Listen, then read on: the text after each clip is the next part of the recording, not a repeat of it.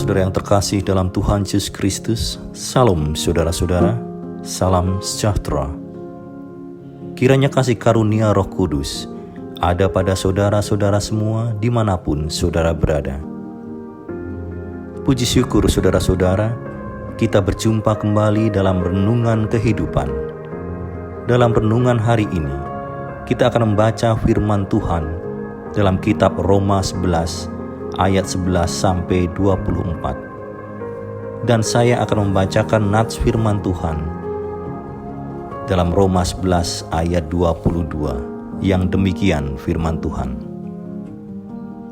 Sebab itu, perhatikanlah kemurahan Allah dan juga kekerasannya, yaitu kekerasan atas orang-orang yang telah jatuh, tetapi atas kamu kemurahannya, yaitu jika kamu tetap dalam kemurahannya, jika tidak, kamu pun akan dipotong juga.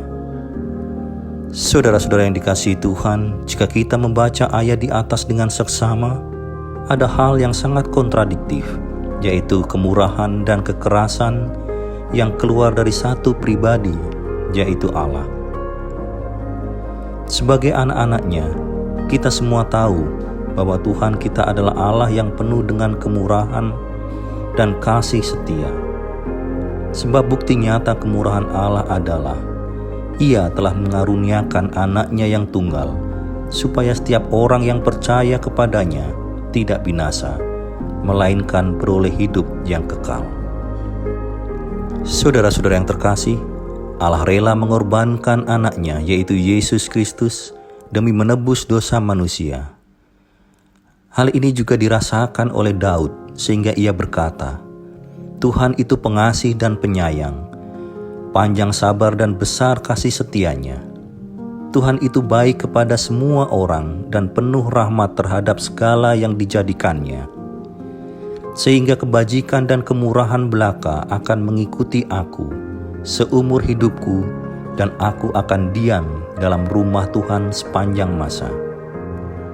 Saudara-saudara yang dikasihi Tuhan, merasa bahwa Tuhan penuh kebaikan dan kemurahan, maka kita mulai mengabaikan dan menyalahgunakannya. Kita berpikir bahwa melanggar sedikit tidak apa-apa, keluar dari jalur firman tidak jadi masalah. Pastilah Tuhan akan mengampuni.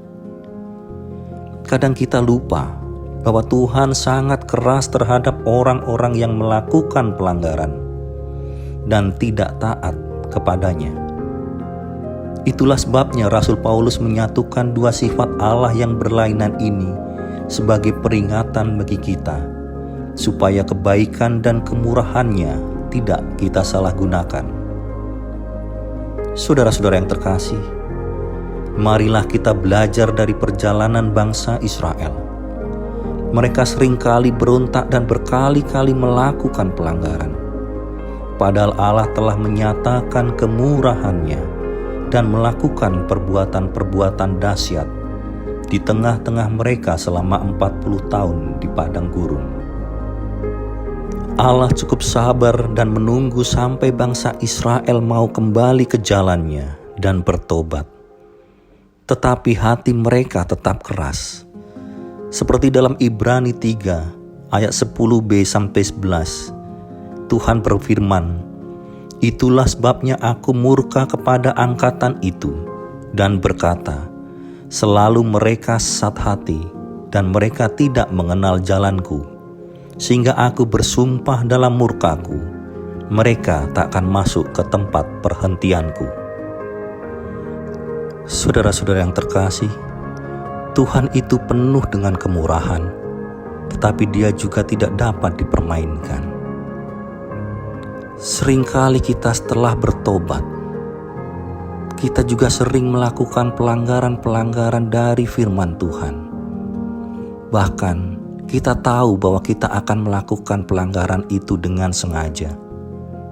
Dan kita tahu bahwa kita nanti akan meminta maaf karena kita tahu Tuhan kita penuh dengan kemurahan.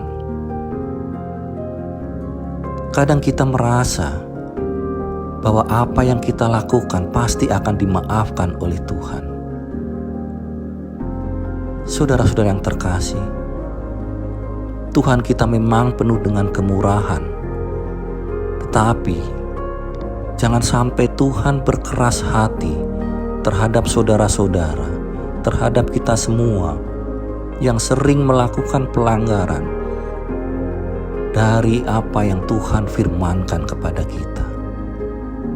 Mari saudara-saudara, kita betul-betul bertobat dan berserah kepada Tuhan akan hidup kita dalam kita menjalaninya sesuai dengan perintahnya.